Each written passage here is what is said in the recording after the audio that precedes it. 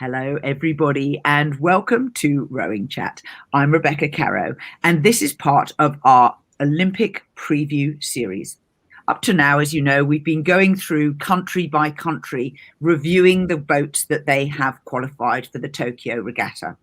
And now I'm delighted to say that we're going to do the summary. And what we're going to be doing is looking at each event right across all the entrants. My guest is Dan Spring, who is known to many for writing the popular blog and Twitter account Fat Sculler. Dan, welcome to RowingChat. Hi, Rebecca. It's great to join you. Now, I'm going to hand the floor to you because you're the man with all the information. Let's start small boats first, and we'll work up and we'll talk about the X last. So, single sculls. What are the runners like? I think it's clear. The top three, certainly in the men's single, Ollie Zeidler, Sverre Nielsen, and Kjetil Bosch, they've been dominant throughout the season and certainly 2019. And really, the medals are going to be between those three. The key thing I think that will happen in Tokyo, as a lot of people have mentioned, is what will the weather be like? Because if the conditions get a little bit uncertain, a little bit choppy, a little bit windy, then that will play into the strengths for Sverre and for Kjetil, because we know that Ollie doesn't really like when it gets a bit blowy and the water gets a bit choppy. The one race that he's lost so far this season, which was the heat at the Europeans, if I remember rightly, was when the weather was bad and the conditions weren't great. As soon as it's completely flat water, he can dominate everything. But if the weather gets a little bit choppy and if a little bit gets a bit, which a lot of people have said Tokyo potentially will be, then that's going to hit him. And I think, so personally, I reckon that Nielsen is going to win. That probably then it's going to be either Ollie or Kjetil Bosch in silver, depending very much on the weather. And then it's going to be like a best of the rest. So I think those three will be pretty much clear. Then it's going to be a battle for fourth, fifth, and sixth. You've got Daniel Martin, who has had relatively lean few years, but has really started to come good in the last, certainly the last couple of regattas. You've got Jordan Parry from New Zealand, who obviously is trying to fill some very, very big shoes with Mahe. You've got Trevor Jones from Canada. You've got Griskonis from Lithuania. So all of those guys are going to be in the mix. I reckon they'll be the A finalists, but I can't see anybody getting among the medals apart from the big three, and they've dominated. So that's my call out for the men's single. Moving on to the women, this is going to get interesting, because obviously the Russian Prokatsin has dominated the scene so far this season. And she's come from pretty much, not a big background in single sculling. She was in the quad that didn't do particularly well. She's won some medals at coastal rowing, but she's just sort of appeared from virtually nowhere and dominated. That being said, I don't think she's going to win in Tokyo. I think it's going to come back to the experienced scullers, people like Cynthia Prospera for Ireland, and a Twig in New Zealand, who desperate for an Olympic medal in the single. You've got Caroe as well from the US. I think those will be the big three. Those will be the ones who actually I think will be fighting for the medals. And I think they will have figured out Prokatsin by now, and I don't think Prokatsin will get among the medals. So for me, I reckon we're going to go. Cynthia Prospera is going to get the gold. I think Caroe will get the silver. And I think Anna Twig will finally get her Olympic single sculling medal, although I think it will be a bronze. So but it's going to be tight. So those are my call outs for the singles.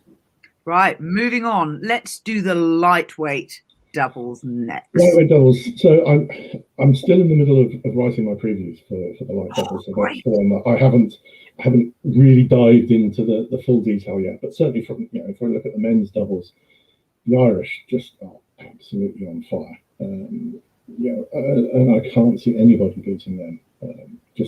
Whenever they've raced, and they've not done an awful lot this season, but they've just blown the field away. And you shouldn't be winning by that much in the lightweight doubles. They just look superb.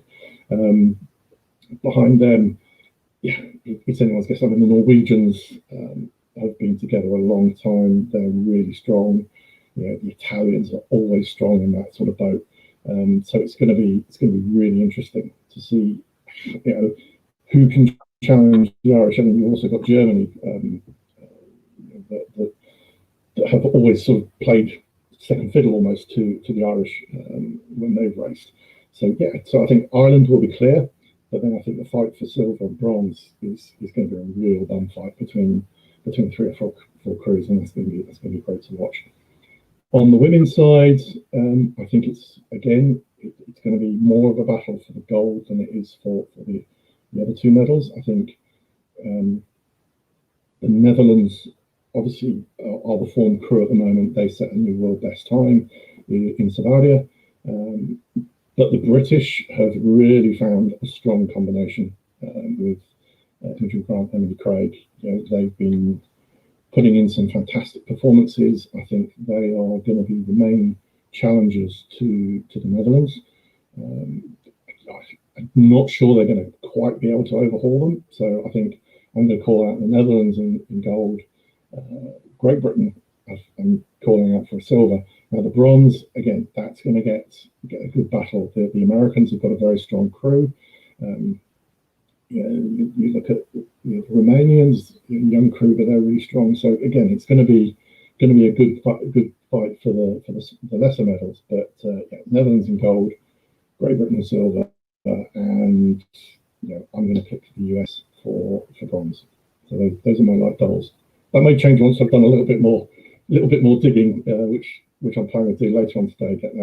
Get those light double previews written. But at the moment, those are my picks for the top 3 for each.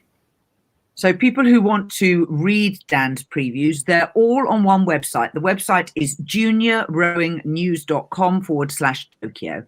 And he's done an event by event summary there. And they're coming out over the next week or so. Yeah. Right, let's move on to they should all be finished. Yeah. They should all be finished within the next 3 or 4 days. I think overall, it works out it's going to be about 40,000 words. So good luck anybody that wants to read them all. But hopefully, the intention is that you can maybe have, if an event's going on, you can have a quick read to see who's racing, see what their pedigree is, see what who I think will do well, and hopefully that will enhance people's enjoyment of the Olympics. Yeah, I've got a long flight back to New Zealand. I'll read 40,000 words, no problem. Right, heavy doubles. Heavy doubles, yeah, this is going to be interesting. I think on the men's side, we saw a fantastic race in Lucerne between the Chinese and the Irish. I think that will probably continue into Tokyo. The Irish, coming on the back of not a huge amount of training. Philip Dorr's been working as a doctor. The Chinese just made an appearance to Lucerne and raced and then disappeared again. So again, don't know how much training, what position they were in their cycle, but fantastic race between the 2 of them. So I think those 2 will be clear for the gold and silver. Behind them, again, it's going to be a massive bum fight, as it always is. I think the British look really strong. They're going to be fighting, and the Dutch also have a fantastic crew, and those 2 have really been battling each other all. So the Europeans and whenever they've raced, it's been nip and tuck between the 2 as to who was sort of who would get the advantage. So I think that's going to continue into Tokyo. With my Union Jack pants on, I'm hoping that the British in Tokyo will get the advantage and will just link the bronze medal ahead of the Dutch.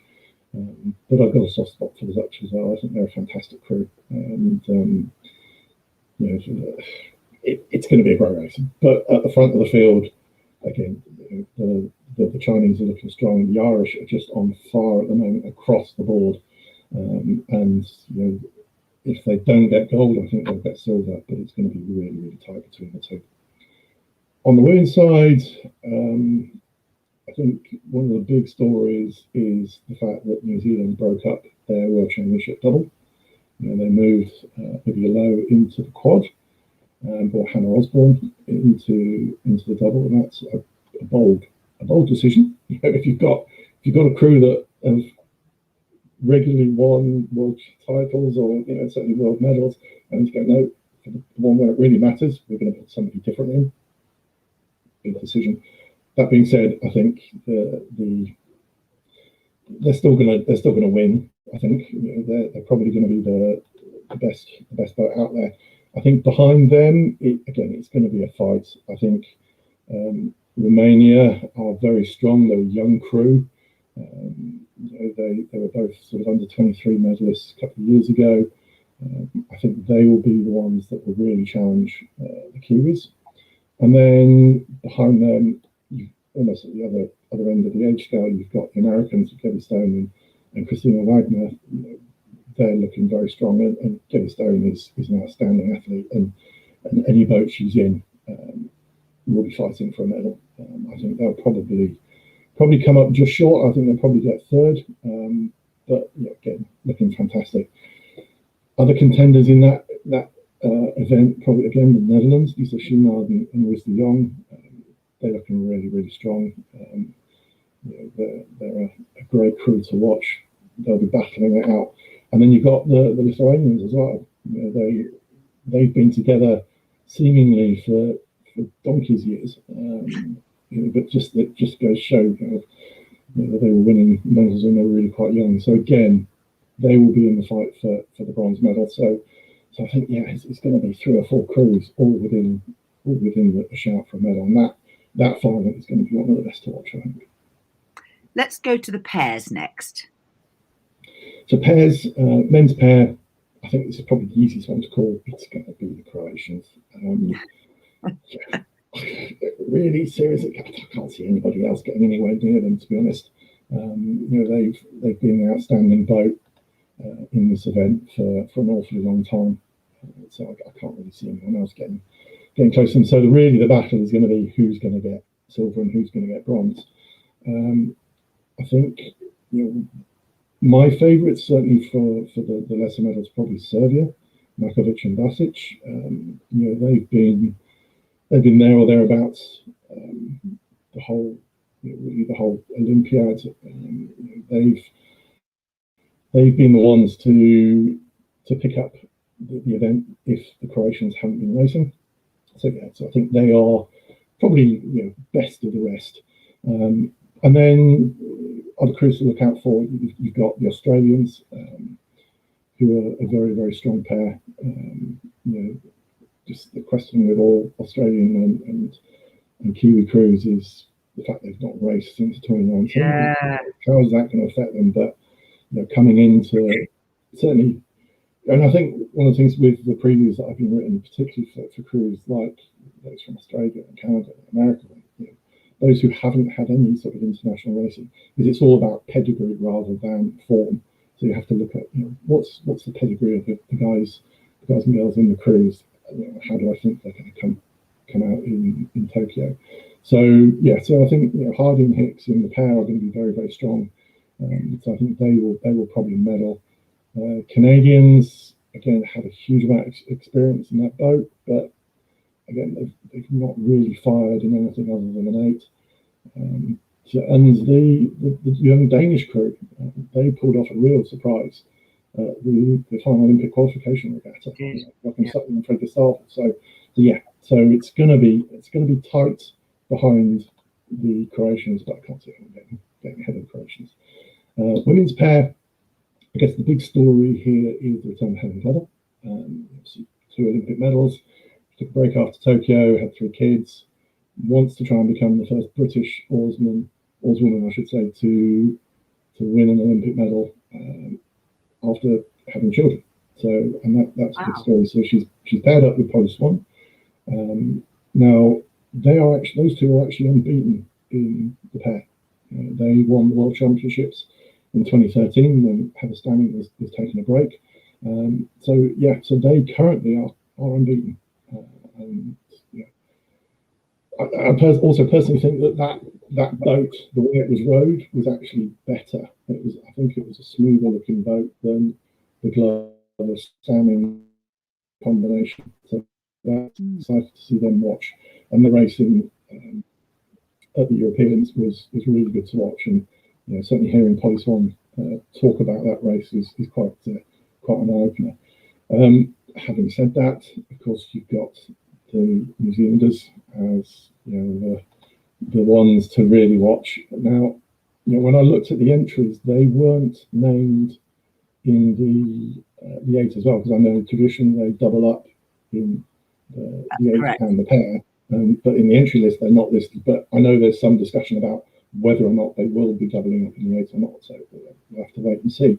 Now that may impact on the pair, because obviously you've got extra races in the legs, but they showed at the World Championships in 2019 they can do that without any problem. They won both.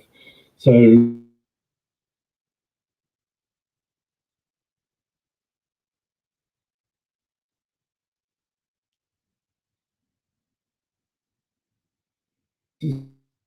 depends.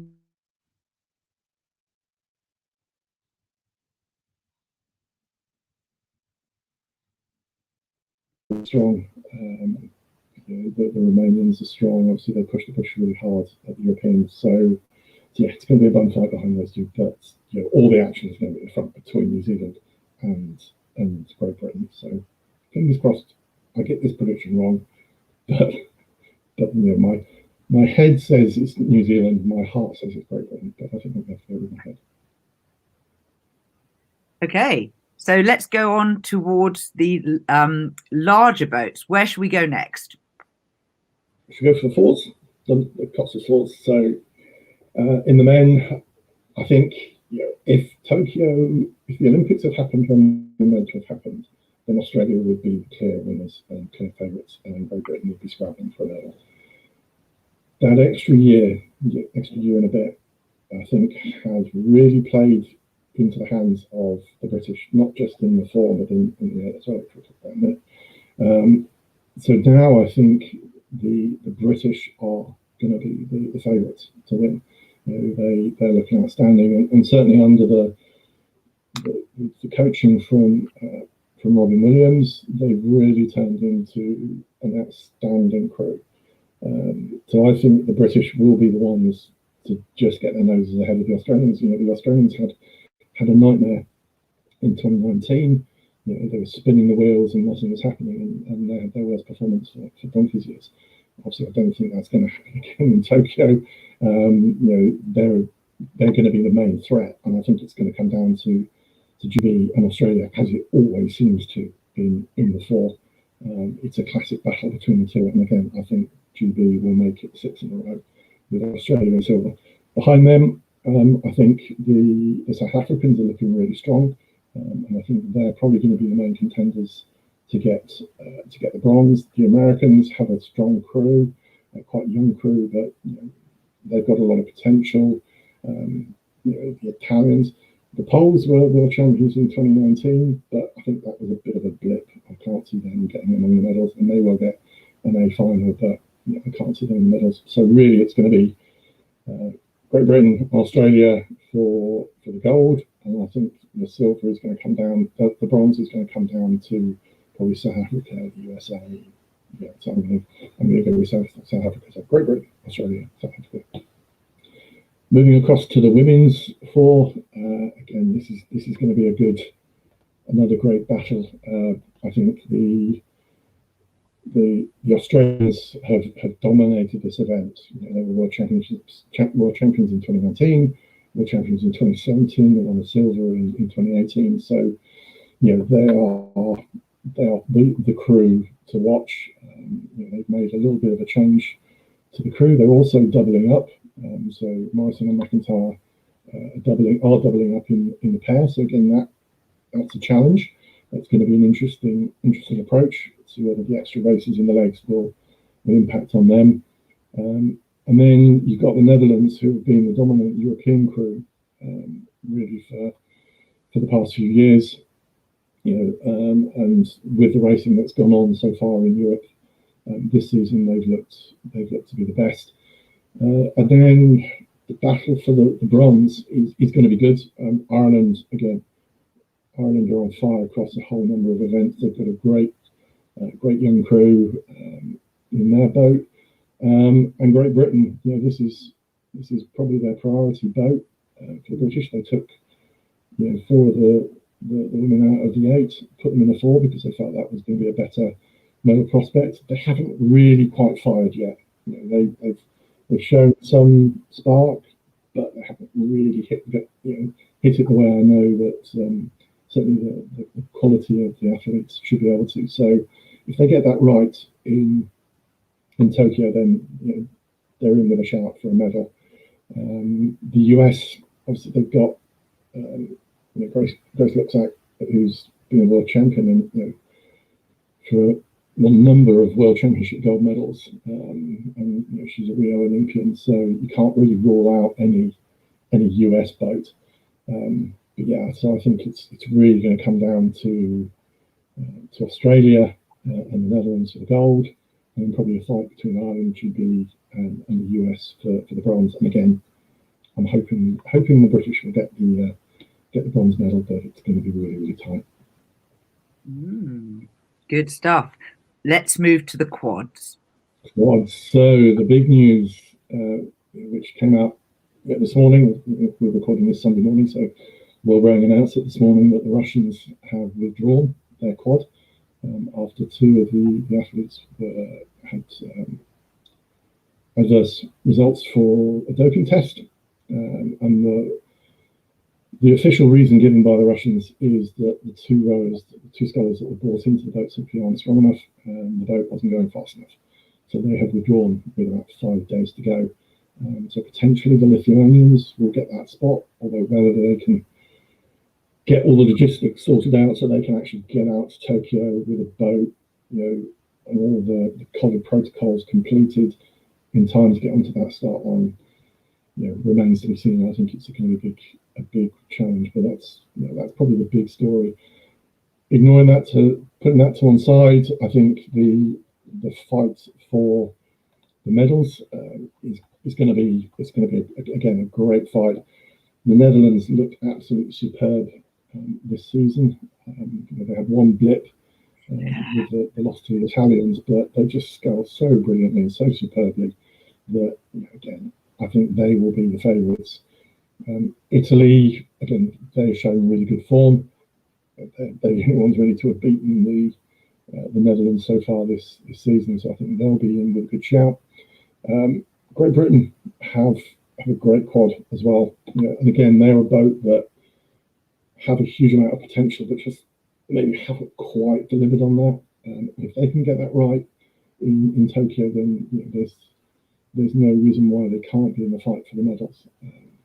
I think one of the crews that is maybe a little bit more disappointing is Germany. They've got fantastic pedigree in that boat, double Olympic champions, world champions, whatever, but they just cannot seem to get that boat firing. And everything I've heard coming out of the German camp is that boat is struggling. So I don't think we'll see that boat get among the medals. In fact, we might not even see them get into the A final. It's going to be a real challenge. The other crew I've got a really soft spot for is the Estonians. Tommy Jackson, he's 42. He's going for his 5th Olympics.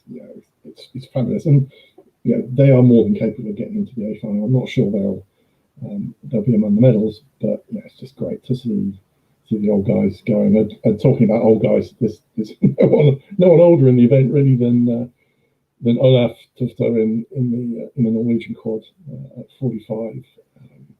They really didn't perform particularly well over the years, the past few years, but they seemed to start getting it right in Sabaudia. They were much more competitive, and they got silver behind the Italians, and that was actually Norway's best performance since 1988.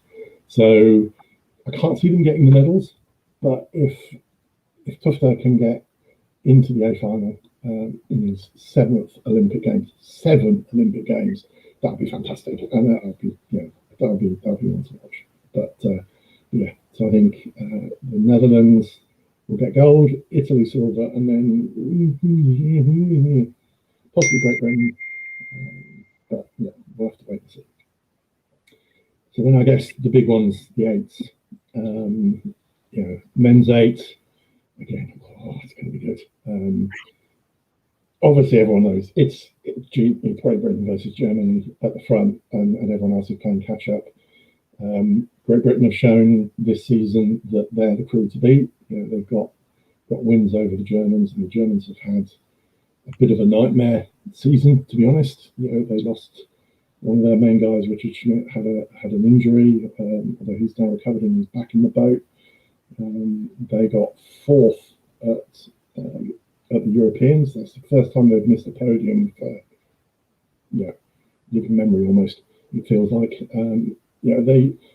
they've shown a bit more performance recently, and obviously they won in Sabaudia, although that was against an Italian crew that isn't going to the Olympics. So you question what was the purpose of that, apart from just a bit of a morale boost.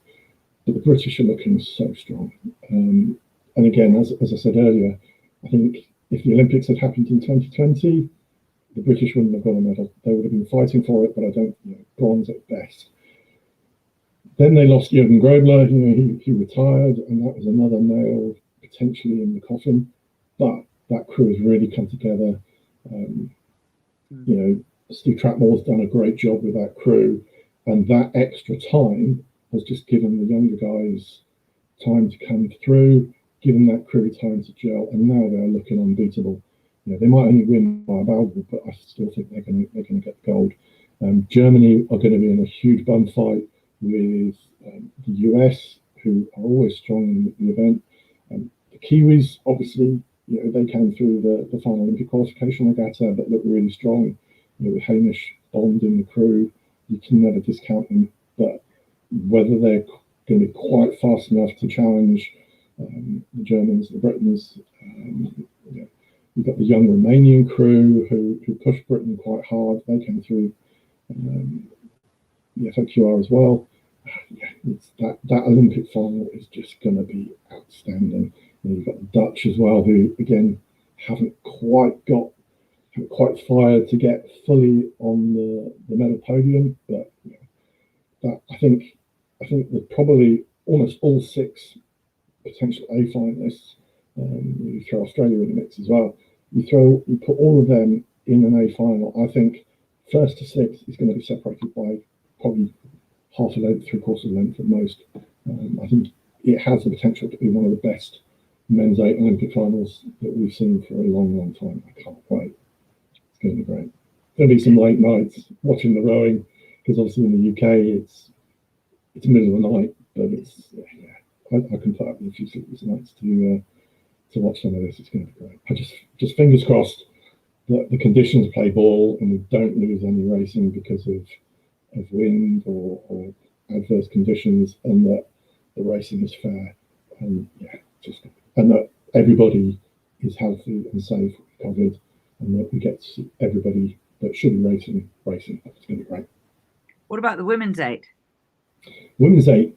So again, the Australians are the champions. Sorry, the New Zealanders are the world champions. Get that right. And they delivered. I think New Zealand and Australia delivered the first ever Antipodean 1-2 in a women's 8 event in 2019. So again, with the women's 8, if Prendergast and Gowler do double up and race in that 8, they're going to be hugely strong. Even if they don't, I still think the New Zealanders are probably going to be the strongest boat. Australia going to be really strong. You can never discount the US in the women's 8 boat. They've got some huge, a good mix actually. They've got some young rowers coming in. In fact, one making her international senior debut. But then they've got a couple of really, really experienced rowers who've been in the 8 and have won world championship titles and won Olympic medals for the last 6, 7, 8 years. So you can never discount the US. The British, I'm hearing stories that there's a bit of disquiet in the camp. As I understand it, they've replaced their coach a couple of weeks before the games start, so they're just not really delivering the speed that the pedigree of those athletes can do. So so I don't think Britain are going to be featuring. In fact, I think they might not even make the A final. But I think it's going to come down to New Zealand, Australia, Great Britain, the Romanians. Again, you can never discount Romania. Romania are the only women's eight that have raced at every Olympic Games so far. I think since 76. Wow. Yeah, the US would have done if the US hadn't boycotted Moscow in 1980. Of course, yes. The US have raced at every Olympics apart from 1980. But Romania are the only crew that have done every single women's eight. Got there the hard way this time. They had to go through the FOQR, and they only got second. So technically,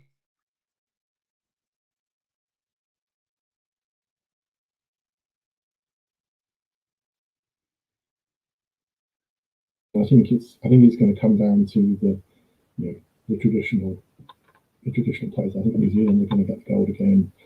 I think the fight for the silver and bronze between the US and Australia is going to be really good.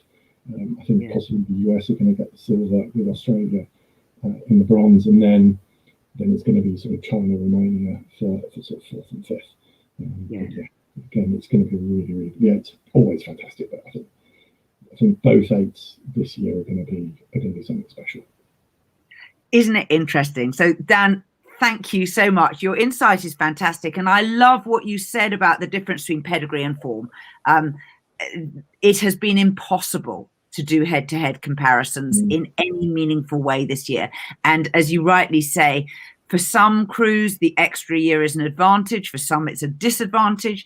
And we really don't know what it's like being in Japan and training there under these extraordinary conditions. I'd like to say the lack of crowds might play a small part.